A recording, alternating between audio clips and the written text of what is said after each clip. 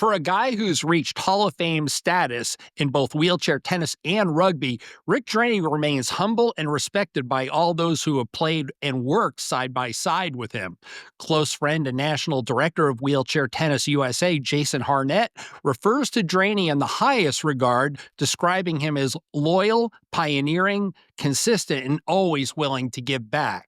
Instrumental in the development of the quad division both nationally and internationally, Rick compiled 127 victories on the court and, to boot, earned a gold medal in rugby at the Paralympics in Sydney 2000. Welcome, Rick. Must feel pretty good to hear someone use those words to describe you, huh? Thanks, Bob. It's good to be here. And yes, flattered, but also humbled. And now I've got the pressure of trying to live up to those words. Well, I think you already lived up to it, Rick. You've had a heck of an athletic career. You and I go way back. I can remember those days all the way back in Irvine and then in San Diego at Barnes. And wow, you've been through the whole developmental era and stage of the sport. What do you when you look back? I mean, just jumping in, when you look back on that era? What do you remember most? I think the one thing that stands out the most is what an opportunity I felt I had as a Southern Californian, with the NFWT being right there in Orange County and with wheelchair rugby as it started to grow in popularity and gain traction. We had a lot of teams. And so there were a lot of practice opportunities, a lot of competition opportunities, a lot of interaction and association opportunities, and just everything that we needed to develop skills to pursue those two sports, especially tennis for me, to the level and degree that we wanted to. The path was out in front of us and the opportunities were there. And so thanks to those and everybody who created those opportunities and provided everything that was in place for us to be able to do what we got to do as athletes and competitors, I think really helped me being in that environment. Well, geez, man, you go all the way back to '84. You were playing up there at Saddleback with the legends and the godfather of tennis, as we know him, Brad Parks, and and many others. But you guys were just getting going. Your equipment is so archaic. You're literally trying to figure out how to make this game work for a wheelchair. Yeah, and that was, I was a few years after it really did start. And in those very early years, I've read the stories and talked to Brad and others about a lot of guys were in the standard hospital type wheelchairs in the very early years. It wasn't until manufacturers started developing some lighter weight, sport minded chairs that started making a huge difference. As the technology progressed, it allowed the athletic abilities and skills of the individuals to shine more as opposed to being maybe limited or even restricted by the equipment we had at the time. So that was a huge thing that I think changed the dynamic and the trajectory. And of course, the chairs have evolved over time, like all things do, to look at them now and what they're able to do. It almost makes you wish you were younger and got to play with the equipment they had today and see what would be possible. Well, change always comes slowly, and I know you know this. I'm only preaching to the choir, but back then, Quickie was kind of at the top of their game. They were revolutionizing chairs and making them much better than they had ever been before. But the change was actually at that point in time was subtle still. All they really did was put a lot of camber in a box frame chair. Yeah, but it was amazing what those few degrees of camber did, as Turning. far as turning and a little bit more stability. I can remember still just traveling with one chair. Nobody thought about having an everyday chair and a sports chair. But you had to think about, okay, how much camber can I put in? Nobody knew to go to 16 or 18 or 20 degrees back then. We thought it was too much, but you didn't want your chair that you traveled with and competed with to be so wide that you couldn't get through doorways and have issues like that. So it was a little bit of a hybrid. And I think back now and think, how in the world did we ever even play without an anti-tip in the back? and Oh, compete. exactly, Rick. And, I hate that we're getting ahead of ourselves, but, as long as we're on the topic, it's insane when you see the amount of camber and the anti-tips and the two rollerblade wheels on the front. It opens the door to harder hitting, harder serves, just so much more security in terms of everything you can do maneuverability wise out on the court. Yeah, and it was kind of fun, I think, to be maybe a part of that process through that evolutionary process. And again, a standard chair with no anti-tip, anti-tip starts being incorporated. A three-wheeler for a while with a single longer tube out front instead of two casters, and then back. And that alone just blew us away, right? Yeah, it was always, and just like again any sport, whether it's automobile racing, football, basketball, tennis, whatever it is, racket technology changed, string technology changed, all those types of things added to the experience and the opportunities, the possibilities, and the accomplishments to where just like in eras of able-bodied tennis, you look at the past, what they did. I mean, the attire that they wore compared to what they wear now, the tennis shoes and what they wore, and how sturdy were they, and how much stability did they provide as they were moving around the court. I mean, go clear back, and women in long skirts and men in slacks and ties and things like that, restricted by their movement. So that is the amazing thing to me, is how much more liberating and freeing the equipment is in wheelchair tennis, that really almost makes the equipment disappear and the athlete shine front and center as they compete and do what they do. So you basically start up in '84, and it takes the better part of 10 years for the ITF, the International Tennis Federation, to really recognize the quad division as it was. What was the battle over that decade-long battle? What did it look like, and what did it take to convince them that there was a legitimacy behind having a quad division? And that's an interesting dynamic. I know Brad from the very beginning wanted to make wheelchair tennis as inclusive as possible, from opportunities and varying abilities and those types of things. And so all of the divisions that we had in the States, including a quad division, were something that were there from the beginning. So it was always included, always embraced. I know from an ITF standpoint, one of the concerns early on was about the numbers of individuals competing.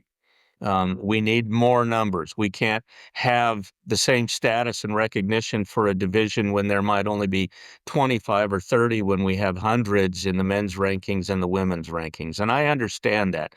And so it was just an advocation process of, what do we need to do to make you willing to look at this and consider this? And at the same time, what can we do as athletes to try to get more players participating and competing? And so some of the efforts, again, clear back in the early 80s, there weren't a lot of international players playing wheelchair tennis. So it grew as well. They had no wheelchair tennis internationally for a while. And then they started with what they felt they were comfortable with, and they continued to explore possibilities and expand from there.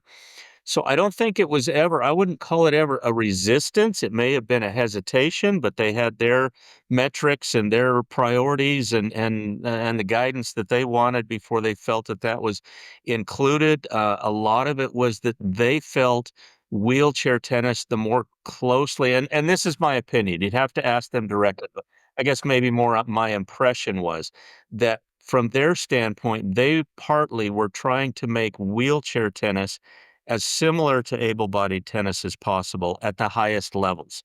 So just like able-bodied tennis has a men's division and a women's division, it made sense to them, with everything else that the ITF oversees and manages, all the other tours that they manage, that let's do the same thing for wheelchair tennis. We're going to have a men's division and a women's division. Their focus, their priority initially was not trying to have as many divisions as possible. It was about focusing on more of that elite level athlete, and that was, again, that was their initial approach. They modified, they adjusted that over the years. So what do you think then was the pivotal moment where they saw value and allowed it in and allowed quads in as an Uh, official division? They probably got tired of listening to me. Since I started, I was always once I was a quad and in the quad division, that was kind of always my hope, my dream, my goal, my wish was to see us have the opportunities internationally, just as the men players and the women's players. And so I kinda started advocating for that and started the conversations, and there were others. I mean, we would talk at tournaments and things like that, but it seemed like more often than not, maybe I was the one that would have the conversations. But we were trying to get, a quad division in the Paralympics since '92, and early on, it was, "No, we're just not ready. We're not there." So it took, 8 years for that to happen, 12 years for that to happen. 8 years, I think when rugby finally got officially recognized, that maybe helped them recognize that, okay, there are legitimate quad athletes and there are enough of them around the world. Let's consider this. So again, advocacy, as we tried, and that was the other thing that I felt very fortunate about was living in Southern California, and, you mentioned Brad before and other athletes that were down there, going to tournaments, going to practices at Saddleback College, going to camps and clinics through the PBA, whatever it was, I had the opportunity to watch some of the best in the world, and so I'm not saying that the quad athletes before me or early on were any less serious about wanting to compete, but I was trying to emulate what the elite level athletes were doing in every way, shape, and form on the court and off the court. So trying to elevate my training, trying to elevate the way I played the game, the way I hit a shot, the way I moved, I was trying to mimic and model what they were doing as opposed to just thinking, well, I know I don't have as much physical function as they do, so there are some things I'm just not going to work on. I thought it was important to try to do that. And so I think as we elevated, and this was others as well, as we elevated the level of competition, and as some of these international players started recognizing the opportunities, at least in the States, and some of the early adoption in other countries, as they saw those opportunities present themselves, it was something they wanted to get involved with. And so then that momentum and that growth became maybe a little bit more organic. That as you created something and as people were advocating for that, and as those opportunities were becoming available, more people became interested. And then we got the numbers and the level of play, the quality of play, those types of things where the International Tennis Federation recognized that, you know what? We need to take this more seriously than we have in the past as far as recognizing this division. Hey, Rick, that's a perfect segue into the quad challenges. So you guys, you do have some unique challenges: limited grip and hand function, maneuverability of chair, trunk support, all those things. It seems to me that whereas, maybe some of the paras like the David Halls and the Esther Vergeers, they can play a big power game, it seems the quads have to play a much smarter, more strategic kind of game. I would say yes. I guess the adage, you got to play smarter, not harder kind of thing. We, just like anybody, we've got to try to understand what our limitations are, what our realities are.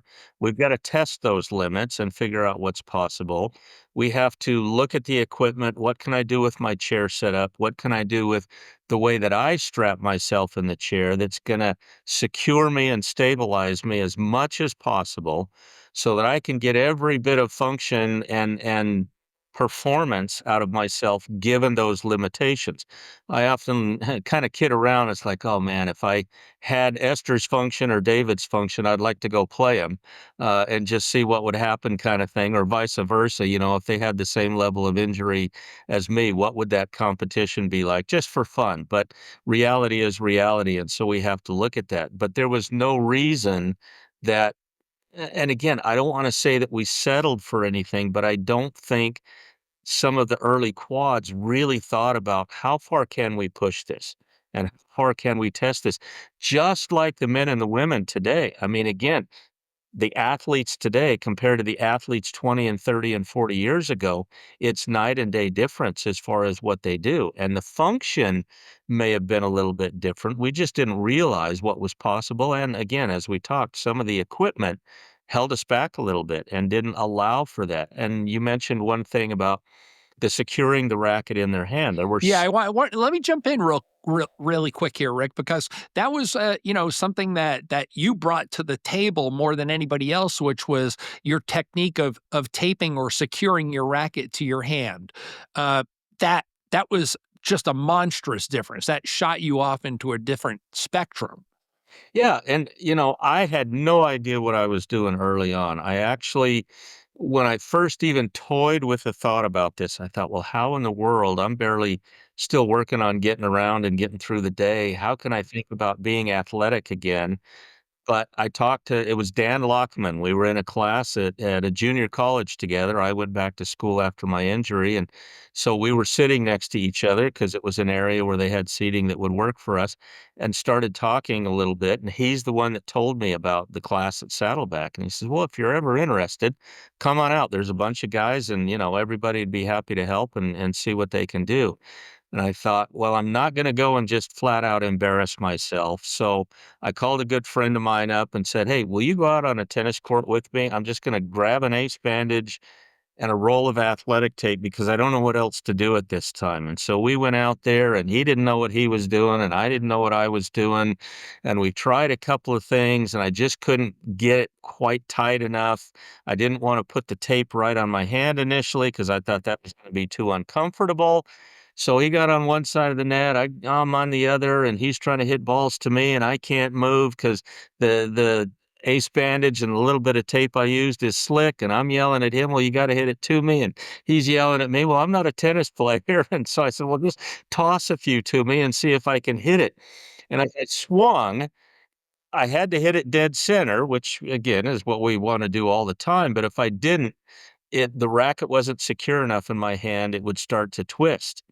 And so I said, "All right, that's enough." I remember leaving and thinking, "Why in the world did I do this? It's just not possible." And I dismissed it. I thought that was almost like a waste of my time. I wish I hadn't have tried that. It was just that frustrating. And yet, being, I guess, stubborn and whatever else, as my strength improved a little bit and I got my first lighter weight sports type chair as opposed to the standard hospital chair I was discharged with, that changed as far as my mobility to where I thought, well, if I can move a little better, that'll help a lot. And so I got willing again to say, well, let's go explore this. And so I went to the class at Saddleback College, and Ron Hastings was the coach there at the time. And again, very gracious to say, okay, I know there are a few quad players playing and they do things a little bit differently, but let's see what we can do. And so we started experimenting and it's like, well, pull the ace bandage a little bit tighter and that'll help. And let's tape it a little bit more and that will help. And so I could get out and hit a few balls in the drills, but again, my hand was still slipping quite a bit on the push rim. And so one day, and I can't remember, how far it was in between those types of things, but one day I thought, you know what, I'm just going to get rid of the ace bandage because that's a problem. And let me see if I can try to tape my hand directly. And it hurts a lot and sticking to the hair here, and that's pinching there. And so that was an evolutionary process to start finding what's more comfortable, what's more consistent, what are the pressure points. Greg Thompson used a molded orthotic device that was formed around his hand, attached to his racket. I tried that and I couldn't get comfortable with that. So after time, I got more comfortable with my taping method, but I was still slipping too much, sliding too much, didn't have good contact. And one day, an aha moment, desperation, inspiration, whatever you want to call it, I thought, why don't I turn the tape out after I've taped my hand in the racket and retape my hand in my pattern with the sticky side out? So now I've got the adhesive from the roll of tape coming into contact with my hand rims. And that was the difference maker for me that made it, okay, now mobility is not really the issue. Now I can get back to being focused on an athlete and see what I can actually accomplish. Were you pretty sharing about your ideas? Once I figured that out, it wasn't anything that I wanted to make a secret. Again, there weren't a lot of players early on, but as we did camps and clinics in the States, they would invite me as a quad player. And at the time, I'd had some success and accomplishments. And so I would go and I would show anytime we had quads, and I would show other coaches just so they could see what I was doing, so that if they crossed paths with somebody back home, they'd have that concept. I had the opportunity to do some things with the International Tennis Federation as well. And again, would show and share that. And Rich Jane knows very well that at one point in time, the ITF asked me about putting a video together, an instructional video. And that's one of the things that we did, is try to show all of those things. And we had several individuals show their taping method, because everybody has a little bit of a variation of what worked for them. So we were trying. Again, as you talked earlier about the growth, I wanted as many players playing as possible. So Undoubtedly. if this works, let's do it for as many people as it helps. Right.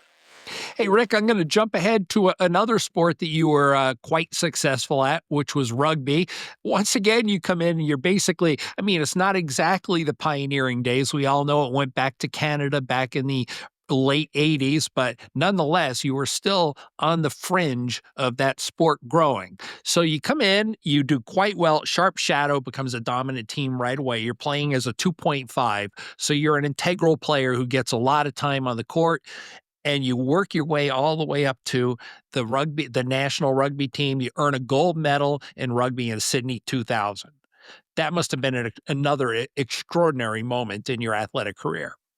It was something I never even thought about, to be honest. I really enjoyed tennis, and I never thought about rugby. I had heard about it a little bit, and again, kinda like with Dan Lockman telling me about tennis, as I'd go to these tournaments, there were a few other guys that were playing wheelchair rugby as well, and they said, "Hey, you ought to play this." And I thought, I like tennis so much, and this is my sport, and, I don't wanna take time away and those types of things, but I thought, well, why not? The seasons kind of offset. Tennis was kind of spring to fall, and rugby was kind of fall to spring. And so got involved a little bit and quite enjoyed it. It had a different dynamic as a team sport versus mostly an individual sport in tennis. The dynamics on the court, some of the mobility, cross training, all of the things, strategies, those types of things. Some of my tennis background I felt helped me in rugby, and I think some of the rugby background helped in my tennis. So yeah, I got to the point where I embraced both of them, and the success in rugby was mostly because tennis for the quad division was not where I had wanted or hoped it would be earlier on. So if I wanted to compete at certain levels, rugby was the pathway. They were a demonstration sport in 96 and a full medal sport in 2000. And I was still, again, advocating for quad division to be in the Paralympics since 92. And every time we got passed over, so to speak, it was like, well, I'll pursue the opportunities in rugby. I tried out for the 96 team and did not make it. And so I tried out again for 2000 and qualified for that. And so, yeah, that whole storybook of rugby, of never thinking about playing that sport to begin with, to then being up on the podium and having a gold medal draped around my neck along with all the teammates, was something that was just added to everything that I was accomplishing or wanted to try to accomplish in tennis. And then it's what we did as a club team with our original 6 members and the guys that we added as Sharp Shadow, 3 national championships in a row, in a formidable team for many, many years, and that camaraderie and all of those dynamics, those types of things. It was just another facet that I didn't imagine or think about, but boy, I sure am glad that I had the opportunities. Rick, great history, great stories. Wish we could sit here and talk for 2 hours about all this, but man, you are a legend. You've done some historical and some very forward thinking, trailblazing things for our adaptive world. And thanks so much, man. It was a great talk. Good to visit with you, Bob. Thank you very much.